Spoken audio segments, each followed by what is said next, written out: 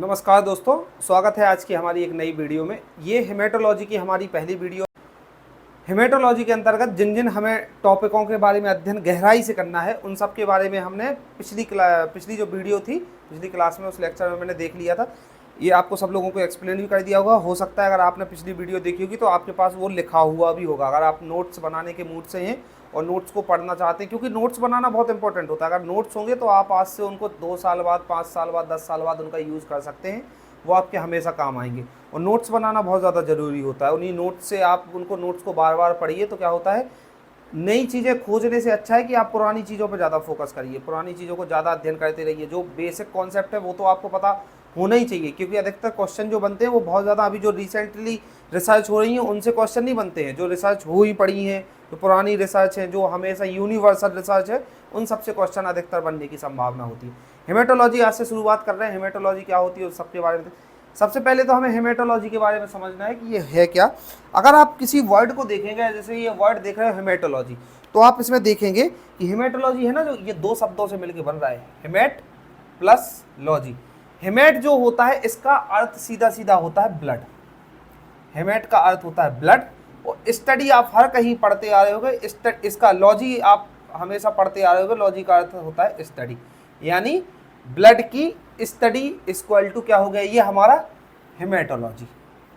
समझ गए आप। इसके अलावा ब्लड तो हम पढ़ ही रहे हैं। ब्लड जब हम इसके अंदर जाते हैं, जब ब्लड के अंदर जाते हैं तो फिर और सारी चीज़ें आ जाती हैं। तो यहाँ पे आ जाती हैं सबसे पहले ब्लड सेल्स।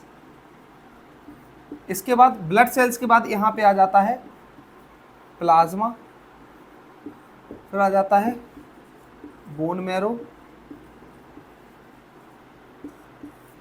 इन 3 चीज़ों के बारे में हमें पढ़ना होता है, ब्लड, प्लाज्मा, बोन मैरो, इनके बारे में हम।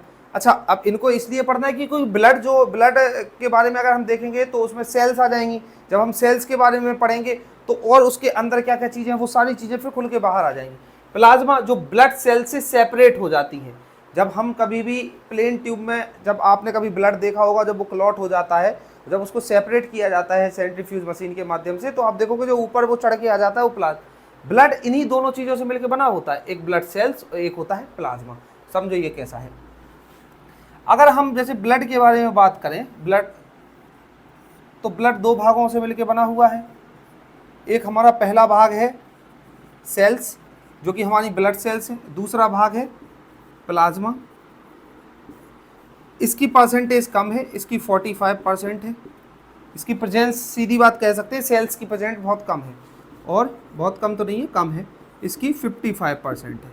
यानी जो एक हम ट्यूब ले रहे हैं और ट्यूब में अगर हमने यहाँ तक ब्लड भरा तो आप देखोगे कि सेल्स रहेंगी यहाँ, और जो प्लाज्मा होगा वो यहाँ तक ऐसा भर जाता है। ये हमारा एक्चुअल में ब्लड प्लाज्मा है, जो कि 55% होता है। अच्छा, सेल्स के बारे में बात करेंगे तो सेल्स की कैटेगरी जो होती है वो डिवाइड हो जाती है। ये 3 भागों में डिवाइड हो जाती है। पहला होता है आरबीसी, दूसरा डब्ल्यूबीसी, और तीसरा होता है प्लेटलेट्स। इन तीनों के बारे में भी हमें पढ़ना है। अगर आपने कभी सीबीसी की रिपोर्ट देखी होगी ना, कंप्लीट ब्लड काउंट की, तो उसमें इन 3 चीज़ों के बारे में, साथ में हीमोग्लोबिन के बारे में, सारी चीज़ों के बारे में उसमें आप देखें। एक ऐसी भी वीडियो बनाएंगे जिसमें पूरी आपको रिपोर्ट्स की स्टडी करना सिखाएंगे। रिपोर्ट्स को देखा जाता है तो उनमें किन किन चीज़ों का ऑब्जर्वेशन किया जाता है। चल रहा है भी इसके बारे में। अब बस आज से अब ऐसा है कि कंटिन्यू क्लासेस आएंगी, अब कोई भी गैप नहीं होगा, है ना। तो ये सेल्स हो गई।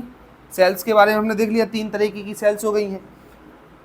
क्वांटिटी की बात करें कि अगर कौन कितनी मात्रा में प्रेजेंट होती है, तो ये सबसे ज़्यादा होती है आरबीसी, जो रेड ब्लड सेल्स होती हैं।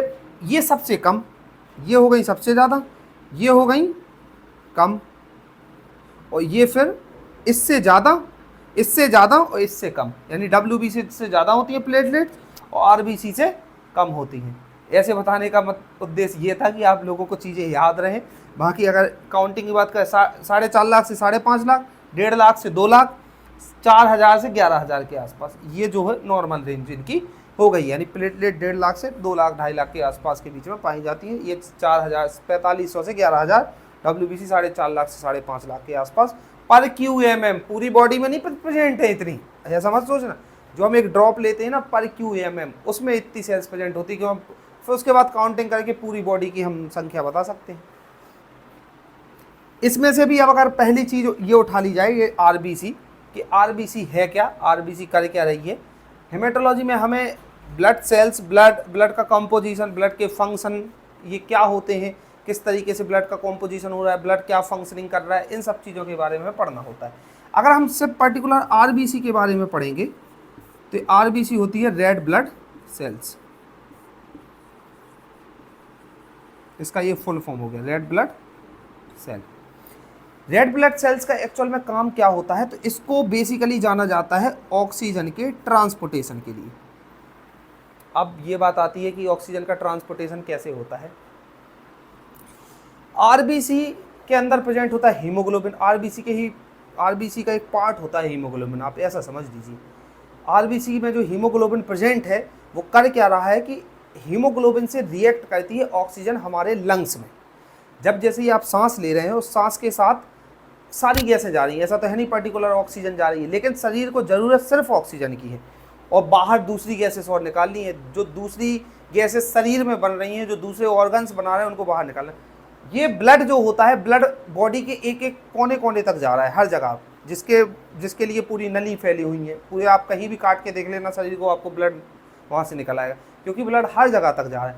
तो ब्लड अगर जा रहा है तो ऐसा होता है ना कि ऐसा कौन सा व्यक्ति है जो यहाँ से भोपाल से, अगर मैं पूछूं कि इंदौर तक जा रहा है, अगर जैसे मुझे कोई चीज़ भेजानी है देवास, मान लो भोपाल से और इंदौर तक कोई व्यक्ति जा रहा है, मुझे देवास, मैं उसको दे दूंगा कि आप एक काम करो, आप इंदौर तक जा रहे हो तो भोपाल से आप मेरी सामान ले लो और देवास में दे देना और वापस इंदौर चले जाना, तो वो उसके लिए ईजी पड़ेगा।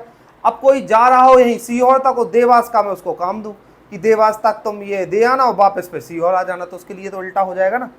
तो ऑक्सीजन क्या हो, ऑक्सीजन हमें हर अंग अंग तक पहुंचानी है, तो आरबीसी क्या करेगी, आरबीसी के साथ हम इसको भिजाते हैं ऑक्सीजन को लंग्स में क्या होता है, ऑक्सीजन और CO2 इनका आपस में चेंजेस हो जाते हैं। अब समझो कैसे हो जाते हैं। जब हमने सांस ली, सारी गैसेस गई, लगभग 21% जो है वो क्या जाती है, O2, 21% ऑक्सीजन चली जाती है। 21% ऑक्सीजन जो जाती है, जब रिटर्न होती है तो ये केवल कट के 17% बस बचती है। 4% जो होती है ये वही बॉडी में रह जाती है, क्योंकि इसको हीमोग्लोबिन कैरी कर लेता है। हीमोग्लोबिन के अंदर आयरन प्रेजेंट होता है। आयरन क्या करता है, ऑक्सीजन के साथ रिएक्ट करता है, उसको भी साथ में ले लेता है, और जब ब्लड फिर सारे ऑर्गन्स तक जा रहा होता है तो फिर वो सब चीज़ें। एक और आरबीसी की सरफेस पे एक और बहुत बढ़िया चीज़ प्रेजेंट होती है, जिनको हम बोलते हैं एंटीजन। एंटीजन एंटीबॉडी, आपने दो चीज़ें समझी होंगी। एंटीजन का जो महत्वपूर्ण जो रोल होता है वो ब्लड ग्रुपिंग को आइडेंटिफाई करने में एंटीजन का बहुत बड़ा रोल होता है। एंटीजन प्रेजेंट होता है आरबीसी की सरफेस पे। ये 3 तरीके के एंटीजन जो है वो प्रेजेंट होते हैं, वो अभी बताएंगे कैसे कैसे। और एंटीबॉडीज जो होती हैं वो प्रेजेंट होती हैं प्लाज्मा में। एंटीबॉडीज प्लाज्मा में ऐसे समझ लो आपकी, जैसे अगर कोई शक्कर का सीरा है ना, जो जिसमें रसगुल्ले को डुबा के रखते हैं, शक्कर के सीरे पे अगर हम ऐसी चाय की पत्ती छिड़क दें ना, तो आप देखोगे ना उसमें डूबेगी ना कुछ भी नहीं, उसके ऊपर तैरती रहेगी। ऐसी प्लाज्मा के ऊपर क्या तैरता रहता है, एंटीबॉडीज। एंटीजन इस पर प्रेजेंट होती है, जैसे ये आरबीसी है। अब ये करती क्या है, इस पर ना 3 तरीके की एंटीजन प्रेजेंट होते हैं। एक होता है ए, एक होता है बी, और एक होता है, एक ऐसा हो गया, एक ऐसा हो गया, एक ऐसा, तीनों एक ओ। इन्हीं से ब्लड ग्रुपों का आइडेंटिफिकेशन होता है कि ब्लड ग्रुप कौन सा है कौन सा नहीं है। इन्हीं के बिहाफ पे ब्लड ग्रुप्स को आइडेंटिफाई किया जाता है। जब ब्लड ग्रुप वाला टॉपिक पढ़ेंगे ना, तब ये चीज़ें आपको सारी चीज़ें बहुत डिटेल से पढ़ाएंगे। तो आरबीसी का ये महत्वपूर्ण काम हो गया कि ऑक्सीजन को लेके जाना है, साथ में ये एंटीजन्स को अपने सरफेस पे लेके चलती हैं। आरबीसी की सरफेस पे एंटीजन प्रेजेंट होते हैं। अब ये प्रेजेंट है तो फिर ये इस एक बड़ा महत्वपूर्ण टॉपिक है ब्लड ग्रुप। इसमें पॉजिटिव कैसे होता है, नेगेटिव कैसे होता है, ये सारी चीज़ें भी समझना इंपॉर्टेंट होती है। क्या एक आरबीसी पे सारे एंटीजन प्रेजेंट्स होते हैं, क्या ऐसी भी हो सकता है कि आरबीसी पे कोई एंटीजन प्रेजेंट ना हो, ये सब एक बहुत महत्वपूर्ण समझने वाली चीज़ है। तो आरबीसी के बारे में समझिए। डब्ल्यूबीसी क्या काम करता है, डब्ल्यूबीसी जो भी बॉडी में कोई भी ऐसे बैक्टीरिया, वायरस, फंगस, फंजाई, जो भी वायरस बैक्टीरिया होते हैं, जो बाहरी इंसेक्ट, जो फॉरेन पार्टिकल्स हैं, उनको रोकने का, उनको मार के ख़त्म करने का काम करती है। जिसको ये आइडेंटिफाई कर लेती है कि ये बॉडी के लिए हानिकारक या घातक हो सकता है, उसको ये आइडेंटिफाई करती है, उसके बाद उसको मार के ख़त्म कर देती है। ये किसका काम है? WBC का। WBC यानी बॉडी की आर्मी। आप ऐसे समझ लो, WBC जो है ना, ये बॉडी की एक तरीके से आर्मी है। तो आपने ये WBC का भी काम समझ लिया। प्लेटलेट्स का क्या काम होता है? प्लेटलेट्स का मेन काम होता है, कभी भी बॉडी में आप देखोगे कोई भी कट लग गया, अब ये जैसी कट लगेगा स्किन ऐसी फैल जाएगी, ब्लड का यहाँ से फ्लो होना शुरू हो जाएगा। अब ये ब्लड फ्लो अगर होता रहा बॉडी से तो इंसान की मृत्यु होना निश्चित है।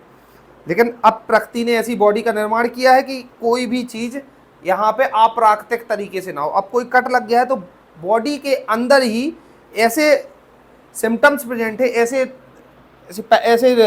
इनको बोल सकते हैं ऐसे पहरेदार, ऐसे रक्षक प्रेजेंट है कि जो ब्लड को बाहर जाने से रोकते हैं।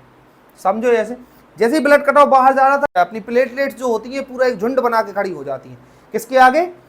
उस निशान के आगे। लेकिन फिर ना ये ऐसा पतला अपना स्वरूप बना लेती हैं,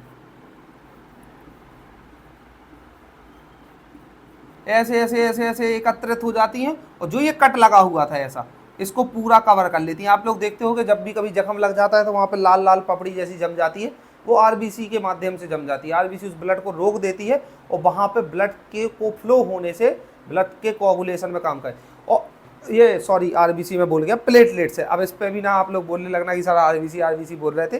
प्लेटलेट्स जो होती है, प्लेटलेट्स क्या करती है कि ये पूरे इस कट को, जो भी एक कट लगा हुआ निशान है, तो इस पे पूरी अपना एक पूरा आवरण तैयार कर लेती है और जहाँ जहाँ से ब्लड फ्लो हो रहा होता है तो उसको पूरा रोकने का काम करती है। यहाँ पे ब्लड का थक्का जमा लेती है, ब्लड का थक्का जमा के वो पूरा वहाँ पे पूरा उस एरिया को कवर कर देती है ताकि ब्लड फ्लो ना हो पाए।